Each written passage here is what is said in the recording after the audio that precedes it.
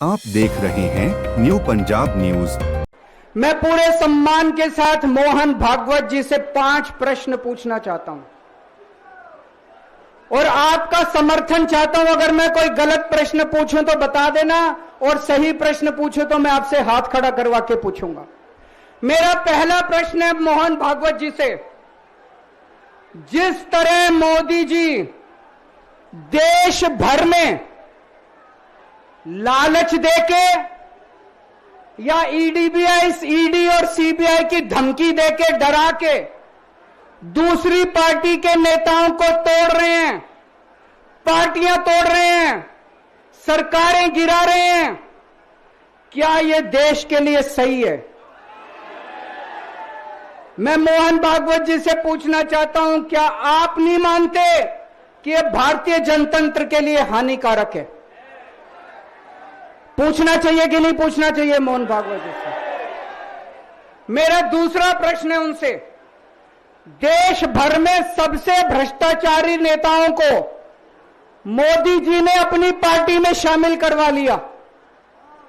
जिन नेताओं को कुछ दिन पहले मोदी जी ने खुद सबसे भ्रष्टाचारी बोला, जिन नेताओं को अमित शाह जी ने खुद भ्रष्टाचारी बोला, कुछ दिन के बाद उनको बीजेपी में शामिल करा लिया। मैं मोहन भागवत जी से पूछना चाहता हूं, क्या इस प्रकार की राजनीति से आप सहमत हो? क्या आपने कभी ऐसी बीजेपी की कल्पना की थी? पूछना चाहिए कि नहीं पूछना चाहिए मोहन भागवत जी से? मेरा तीसरा प्रश्न है मोहन भागवत जी से। बीजेपी आरएसएस की कोख से पैदा हुई है कि नहीं है? कहा जाता है यह देखना आरएसएस की जिम्मेदारी है कि बीजेपी पथभ्रष्ट ना हो। मैं मोहन भागवत जी से पूछना चाहता हूं, क्या आप आज की बीजेपी के इन कदमों से सहमत हैं? क्या आपने कभी मोदी जी से यह सब ना करने के लिए बोला? मोहन भागवत जी बताएं कि क्या आपने मोदी जी को यह सब गलत हरकतें करने से रोका कभी? पूछना चाहिए नहीं पूछना चाहिए? मेरा चौथा प्रश्न है मोहन भागवत जी से।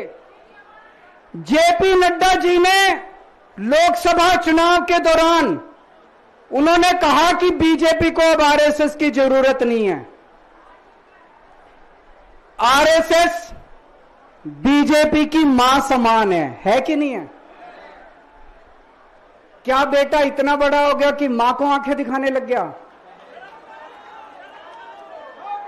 क्या बेटा इतना बड़ा हो गया कि आज मां को आंखें दिखाने लग गया?